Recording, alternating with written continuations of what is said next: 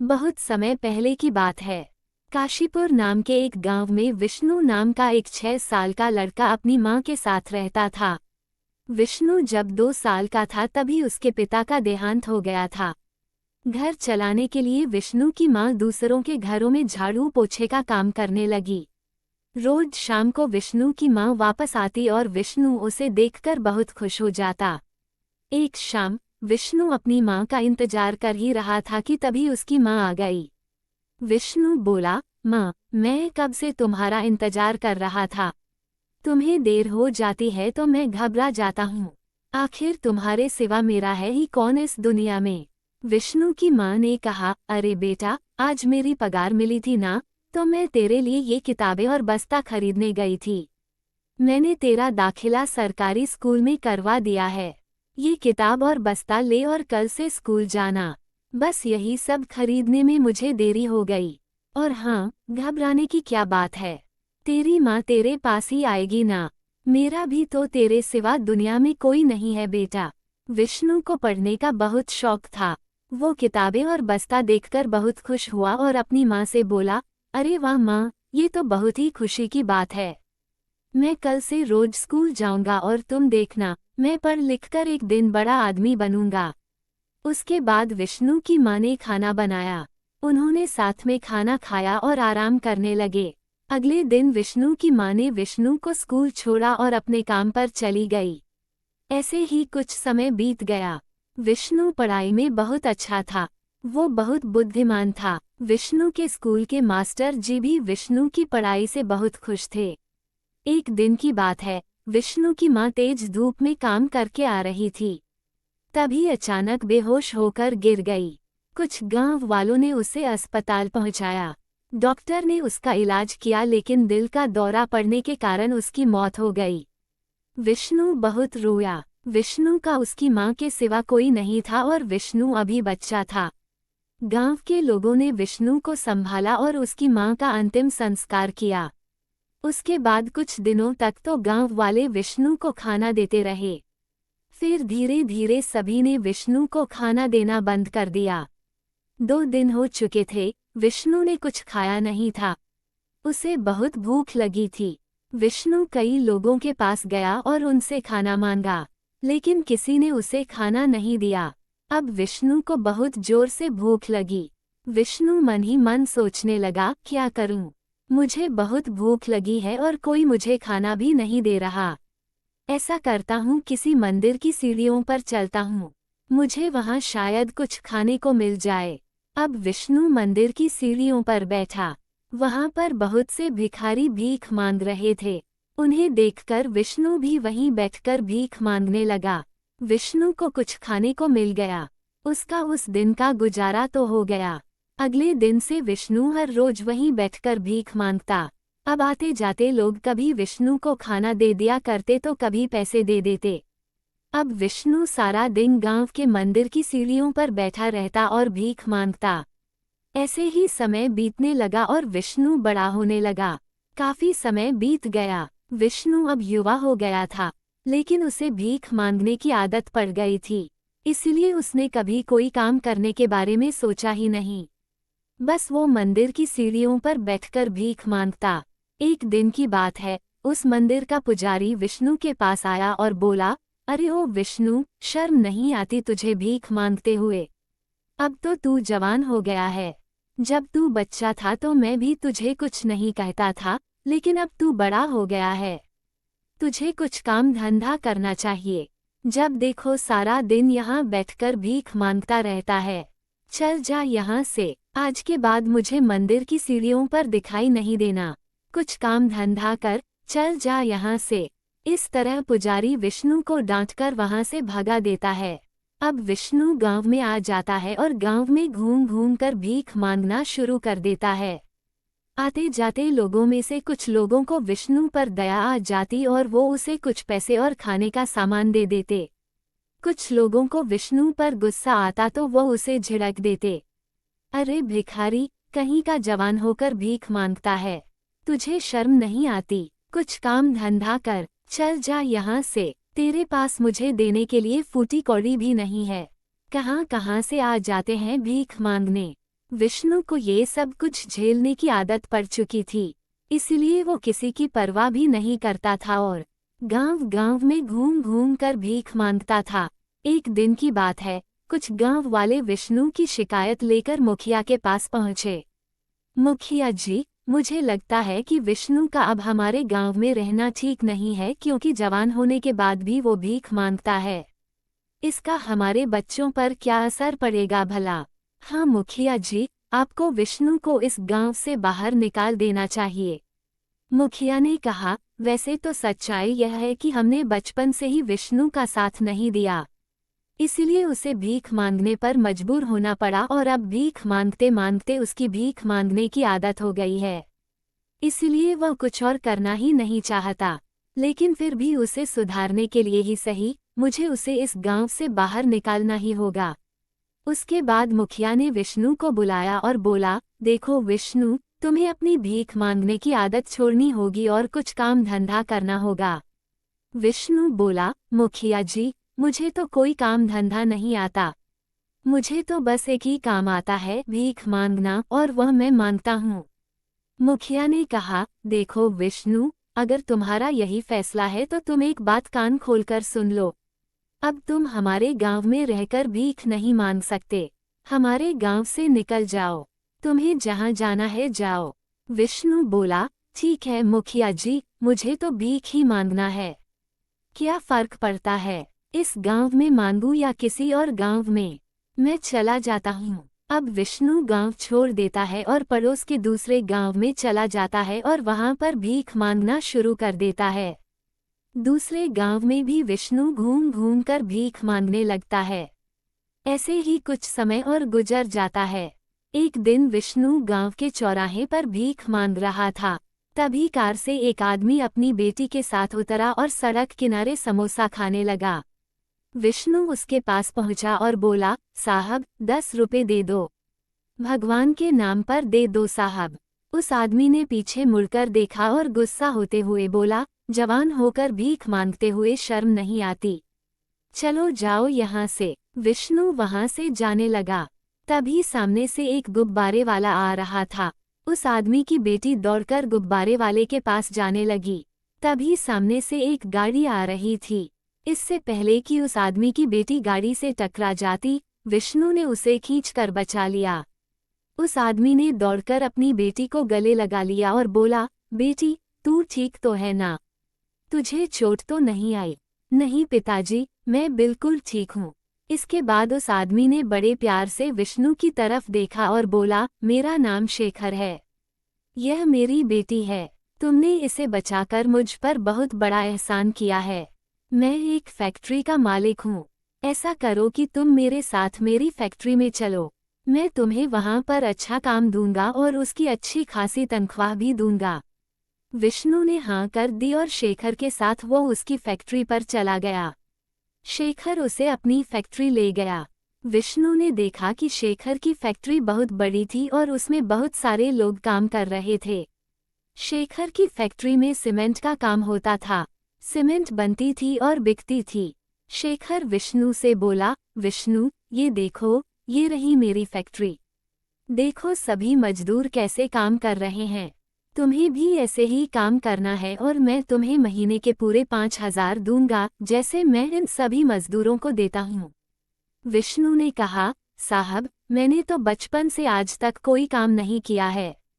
पता नहीं मुझसे ये काम बनेगा या नहीं। भीख मांगना मुझे बहुत आसान लगता है। मेरे लिए तो वही काम अच्छा है। ये सब तो आप रहने दीजिए। मैं तो भीख मांगकर ही अपना गुजारा कर लूंगा। ऐसा कहकर विष्णु जाने लगा। शेखर ने उसे रोका और बोला, देखो विष्णु, भीख मांगने में कभी कोई इज्जत नहीं मिलती। तुम हमेशा भिखारी के भिखारी ही रहोगे और कोई लड़की तुमसे कभी शादी नहीं करेगी। तुमने कभी कोई काम नहीं किया, इसलिए तुम्हें ये काम इतना कठिन लग रहा है। अच्छा चलो ऐसा करते हैं कि 1 महीना तुम ये काम करके देखो। अगर तब भी ऐसा लगेगा कि भीख मांगना ज़्यादा आसान है तो तुम फिर से भीख मांगने लग जाना। लेकिन मेरे कहने पर इस काम को 1 महीना करो। मुझे विश्वास है कि जब तुम मेहनत से कमाने लगोगे तो तुम्हें भीख मांगना खुद ही अच्छा नहीं लगेगा। विष्णु ने कहा, ठीक है साहब, अगर आपकी यही मर्जी है तो मुझे मंजूर है। अब विष्णु फैक्ट्री पर काम करने लगा।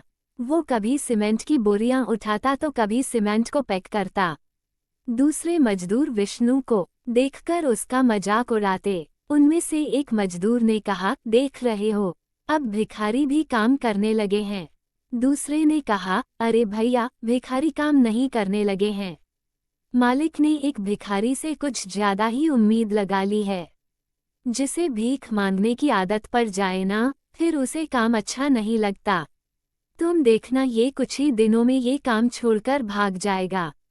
पहले मजदूर ने कहा, हाँ भैया, तुम सही कहते हो। अब मालिक को कौन समझाए कि जिसे आसानी से खाने की आदत पड़ जाती है, वह कमा के नहीं खा सकता।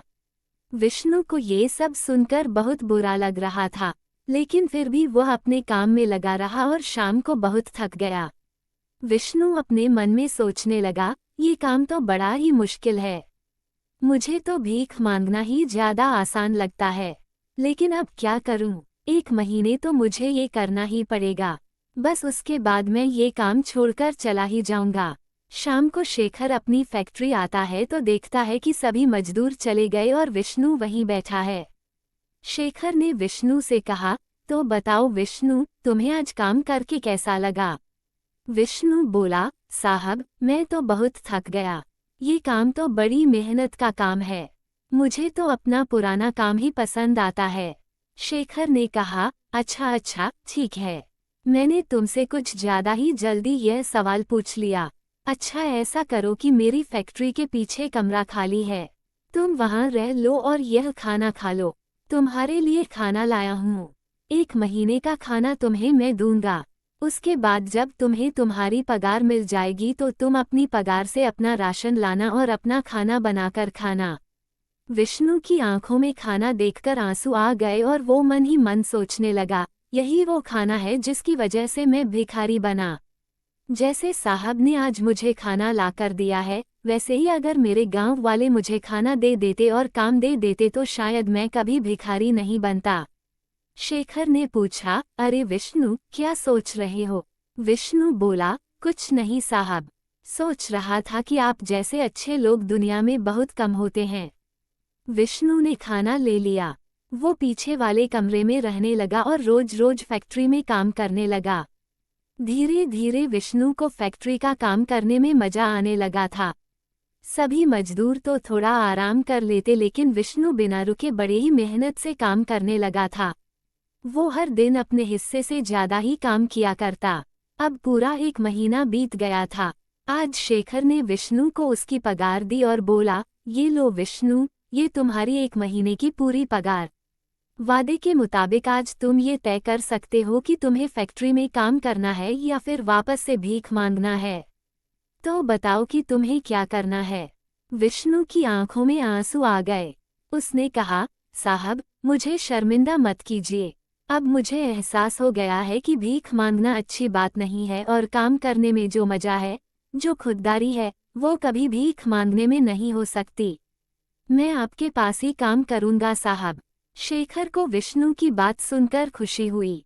उसने कहा, तो ठीक है विष्णु, वादे के मुताबिक अब तुम अपना राशन खरीदकर खुद खाना बनाकर खाना। विष्णु अब उसी कमरे में रहता और अपना राशन अपने पैसों से खरीदता और खाना बनाकर खाता। ये सब करते हुए विष्णु को बहुत ही खुशी का एहसास हो रहा था, लेकिन वो बहुत मेहनत से लगातार काम करता जा रहा था। अब विष्णु को काम करते हुए कुछ महीने बीत गए। विष्णु दूसरे मजदूरों की अपेक्षा बहुत बुद्धिमान था। उसे फैक्ट्री का काम अच्छी तरह से समझ में आने लगा था। कई बार तो शेखर को वो सलाह भी दिया करता था। एक दिन की बात है, शेखर विष्णु के पास आया और बोला, विष्णु, मैं ये कहना चाह रहा था कि तुमने बहुत कम समय में फैक्ट्री का काम बहुत अच्छी तरह से सीख लिया है। मुझे नहीं लगता कि अब तुम्हें फैक्ट्री में मजदूरी करनी चाहिए, बल्कि आज से तुम इन सभी मजदूरों के सुपरवाइजर के रूप में काम करोगे। विष्णु शेखर की यह बात सुनकर बहुत खुश हो गया, लेकिन फैक्ट्री में काम कर रहे कुछ मजदूर इस बात से खुश हुए तो कुछ मजदूरों को इस बात से बहुत जलन हुई। फैक्ट्री के एक मजदूर भोलू ने सभी मजदूरों से बोला, देख रहे हो भाइयों, हम इतने समय से मालिक के पास काम कर रहे हैं, लेकिन हम में से किसी को मालिक ने सुपरवाइजर नहीं बनाया, और वह 4 दिन का आया हुआ भिखारी, उसे मालिक ने सुपरवाइजर बना दिया। ये तो सरासर गलत है। दूसरे मजदूरों ने कहा, तुम बिल्कुल सही कह रहे हो भोलू, हमें तो इस बात को लेकर मालिक के खिलाफ बगावत करनी चाहिए। सभी मजदूर यह बात सुन रहे थे। तभी उनमें से एक हरिया नाम का मजदूर बोला, अरे भाई, अगर वह तरक्की कर रहा है तो तुम लोग क्यों जल रहे हो? उसके अंदर उतनी बुद्धि है, वो उतनी मेहनत करता है, मालिक को उसमें कुछ खास दिखाई दिया होगा, तभी तो मालिक ने उसे सुपरवाइजर बनाया है। तुम लोग इतना परेशान मत हो, चलो चलो अपने अपने काम में लग जाओ, वरना मालिक आ गए ना तो इस काम से भी हाथ धोना पड़ेगा। फिर बैठे रहना हाथ पर हाथ धरे। सभी लोग अपने अपने काम में लग गए। ऐसे ही समय बीतने लगा। कुछ दिनों के बाद भोलू नाम के मजदूर ने बबलू मजदूर से कहा, अरे बबलू भाई, मुझे तो ये भिखारी फूटी आंख नहीं सुहाता और यह हमारा टीम लीडर बना बैठा है। इसका कुछ ना कुछ तो हमें करना ही पड़ेगा। बबलू ने कहा, हाँ भोलू भाई, बात तो तू सही कह रहा है, लेकिन हम इसका कर भी क्या सकते हैं? आधे से ज्यादा मजदूर तो उसकी साइड में है। भोलू बोला, क्यों नहीं कर सकते? कर सकते हैं। ऐसा करते हैं कि उस पर चुपचाप से चोरी का इल्जाम लगा देते हैं। बबलू बोला, हाँ ठीक है, पर हम ये करेंगे कैसे? कहीं पकड़े गए तो? भोलू बोला, अरे ऐसा कुछ नहीं होगा, मेरे पास एक तरकीब है, तू ध्यान से सुन, मैं तुझे बताता हूँ। भोलू ने बबलू को अपनी पूरी योजना के बारे में बताया। अगले दिन बबलू चुपचाप से तिजोरी की चाबी चुराकर कुछ पैसे निकाल लेता है और फिर चुपचाप से विष्णु के कमरे में जाकर वह पैसे विष्णु के तकिए के नीचे रख देता है और वापस आ जाता है। उसके बाद जब शेखर आता है तो भोलू शेखर के पास जाता है और कहता है, साहब, मुझे आपको कुछ बताना है। शेखर ने कहा, हाँ भोलू, बताओ क्या बात है? भोलू बोला, साहब, आप विष्णु पर बहुत ज्यादा ही भरोसा करते हैं। विष्णु चोर है। शेखर गुस्से से बोला, तुम क्या बकवास कर रहे हो? भोलू ने कहा, साहब, मैंने अपनी आंखों से उसे चोरी करते हुए देखा है और अगर आपको अभी भी मेरी बातों पर भरोसा नहीं है तो उसके कमरे की तलाशी लीजिए। आपको चुराए हुए पैसे उसके कमरे में जरूर मिलेंगे। शेखर विष्णु के कमरे की तलाशी लेता है और उसके तकिए के नीचे से उसे बहुत सारे पैसों की गड्डियां मिलती हैं। शेखर को ये देखकर बहुत गुस्सा आता है। वो विष्णु के पास जाता है और कहता है, यह क्या है विष्णु? तुमने इन पैसों की चोरी की थी। मैंने तुम पर कितना भरोसा किया, तुम्हें सड़क से उठाकर कहाँ पहुँचा दिया, लेकिन तुम रहे वही के वही 2 कौड़ी के। तुम्हारी हिम्मत कैसे हुई मेरे पैसे चोरी करने की? विष्णु ये देखकर बहुत घबरा जाता है और कहता है, नहीं साहब, मैंने कोई चोरी नहीं की। ये पैसे मेरे कमरे में कैसे आए, मुझे कुछ नहीं पता। विष्णु ने अपनी सफाई देने की बहुत कोशिश की, लेकिन शेखर ने उसकी बातों पर कोई भरोसा नहीं किया। दूसरी तरफ भोलू और बबलू बहुत खुश हुए। अब विष्णु वापस अपनी झोपड़ी में आ गया और सोचने लगा, साहब ने तो जबरदस्ती मुझे काम से निकाल दिया। मैंने तो कोई चोरी भी नहीं की है। मैं जानता हूँ ये काम जरूर भोलू और बबलू का है, लेकिन उनके खिलाफ मेरे पास कोई सबूत नहीं है। अब मैं क्या करूँ? क्या मैं वापस भीख मांगूं? नहीं नहीं, अब मैं भीख नहीं मांग सकता।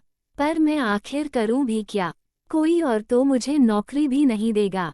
मैं काम करता हूँ, मैं भी सीमेंट का ही काम शुरू करूँगा, यही सही रहेगा। साहब द्वारा दिए गए पगार में से मैंने जो पैसे इकट्ठे करके रखे हैं, मैं उन्हीं से काम शुरू करूँगा और अपनी इसी झोपड़ी में काम करूँगा। ऐसा कहकर विष्णु सीमेंट का काम अपनी झोपड़ी में ही शुरू करता है। धीरे धीरे करके विष्णु अपने काम को बढ़ाता जा रहा था।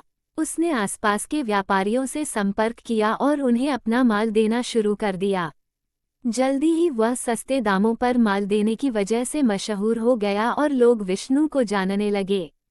अब विष्णु का व्यापार तेजी से बढ़ रहा था। दूसरी तरफ एक दिन शेखर जब फैक्ट्री आया तो उसने भोलू और बबलू को बातें करते सुना। शेखर को उनकी बातों पर थोड़ा शक हुआ और वो छुपकर सुनने लगा। वे दोनों आपस में बातें कर रहे थे। अरे बबलू, तूने सुना विष्णु फिर से बड़ा बिजनेसमैन बन गया है? हाँ भोलू, मैंने सुना।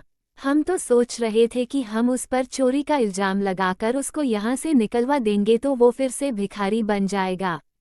लेकिन उसने तो अपना खुद का काम शुरू कर लिया और उसका काम तो बढ़ता ही जा रहा है। ये बात तो मुझे बिल्कुल पसंद नहीं आ रही। हाँ बबलू, मुझे भी यह सब अच्छा नहीं लग रहा, लेकिन हम कर ही क्या सकते हैं। शेखर ने उनकी सारी बातें सुनी तो वह सामने आकर गुस्से से आग बबूला हो जाता है और कहने लगता है, अच्छा तो ये तुम लोगों की हरकत थी जो तुम लोगों ने विष्णु पर चोरी का इल्जाम लगाया और मैं ही बेवकूफ़ बन गया जो तुम लोगों की बातों में आ गया। मन तो कह रहा है कि तुम दोनों को पुलिस के हवाले कर दूं।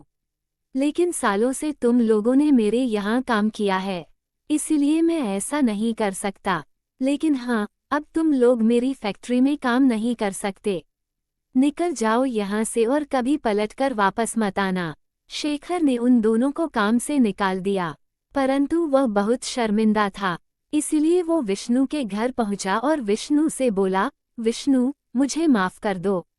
मैंने भोलू और बबलू के बहकावे में आकर तुम पर शक किया, लेकिन मैंने उन दोनों को बातें करते हुए सुन लिया कि तुम पर चोरी का इल्जाम उन्हीं लोगों ने लगाया है। मैंने उन्हें फैक्ट्री से निकाल दिया है। अब तुम मेरी फैक्ट्री में वापस आ जाओ। विष्णु बोला, साहब, मेरे दिल पर हमेशा ही बोझ था कि आप मुझे चोर समझते हैं, लेकिन अब मुझे जीवन भर इस बात का सुकून रहेगा कि आप सच जानते हैं। मैं आज जो कुछ भी हूँ वह सिर्फ आप ही की बदौलत हूँ। परंतु अब मैं वापस नहीं जा सकूंगा क्योंकि मैंने अपना खुद का काम चालू कर लिया है। पर आपको जीवन में जब भी मेरी मदद की आवश्यकता होगी, मैं हमेशा आपके लिए खड़ा रहूंगा और जीवन भर आपका एहसानमंद रहूंगा। और फिर शेखर चला गया और फिर हमेशा शेखर और विष्णु दोस्तों की तरह एक दूसरे के साथ बिजनेस करते रहे और दोस्तों की तरह एक दूसरे के काम आते रहे। आज की कहानी यहीं समाप्त हुई। फिर मिलेंगे एक और कहानी के साथ। कहानी पसंद आए तो लाइक शेयर जरूर करें और चैनल को सब्सक्राइब करना बिल्कुल ना भूलें। धन्यवाद।